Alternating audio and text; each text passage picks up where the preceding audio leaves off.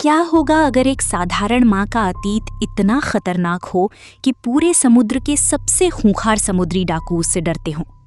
क्या होगा अगर एक औरत जिसने अपनी पहचान छुपाकर नई जिंदगी शुरू की हो, अचानक अपने पुराने दुश्मन के सामने आ जाए?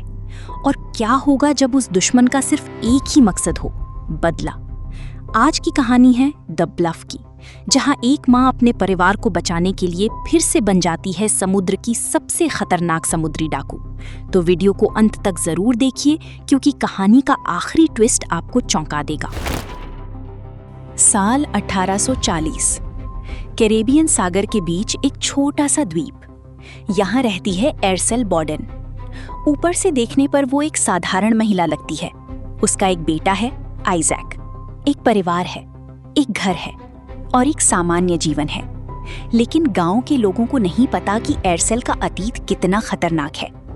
एरसेल का पति समुद्र में काम करता है, कई महीनों तक घर नहीं लौटता। इसलिए एरसेल अकेले ही पूरे परिवार की जिम्मेदारी संभालती है। सब कुछ सामान्य चल रहा होता है, लेकिन एक दिन समुद्र से कुछ जहाज द्वीप की तरफ बढ़ते दिखाई देते हैं और यहीं से कहानी बदल जाती है।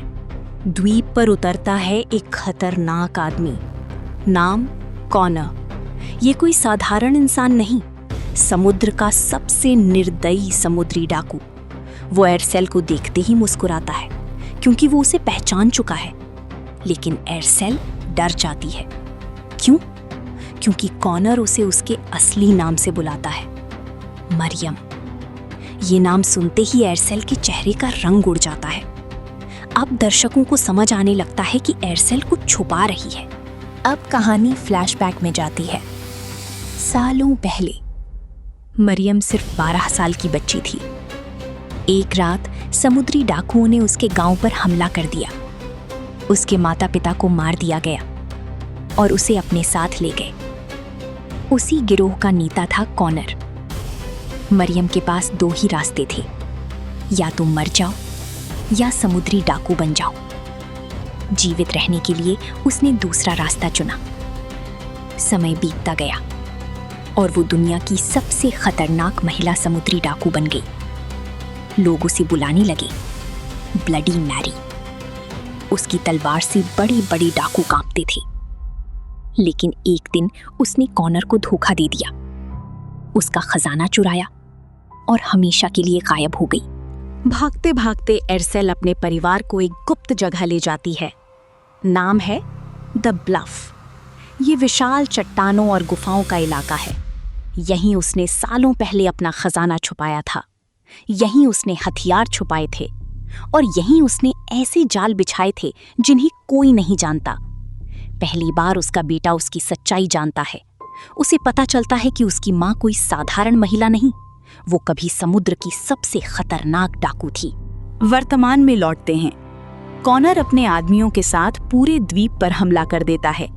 घरों में आग लग जाती है, लोग भागने लगते हैं, हर तरफ चीख पुकार मच जाती है।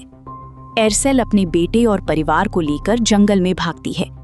लेकिन अब छुपना आसान नहीं, क्योंकि कॉनर जानता है कि वो कौन है और वो जानता है कि खजाना कहाँ छुपा हो सकता है।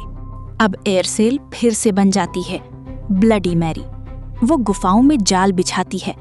कॉनर के आदमी एक एक करके मरने लगते हैं। कोई खाई में गिरता है, कोई विस्फोट में उड़ जाता है, कोई तलवार से मारा जाता है। कुछ ही देर में पूरी सेना खत्म हो जाती है। अब सिर्फ 2 लोग बचे हैं, एरसेल और कॉनर। चट्टान के ऊपर दोनों आमने सामने खड़े हैं। एक तरफ बदला, दूसरी तरफ नफरत। तलवारें टकराती हैं, जबरदस्त लड़ाई शुरू होती है। कभी कॉनर भारी पड़ता है, कभी एरसेल। लेकिन आखिर में एरसेल मौका देखकर अपनी तलवार कॉनर के सीने में घूंप देती है। कॉनर मर जाता है और वर्षों पुराना बदला खत्म हो जाता है। कॉनर एक संदेश भेजता है, तुम्हारा पति मेरे कब्जे में है। अगर उसे जिंदा देखना चाहती हो तो खजाना लेकर आओ। एरसेल मजबूर हो जाती है।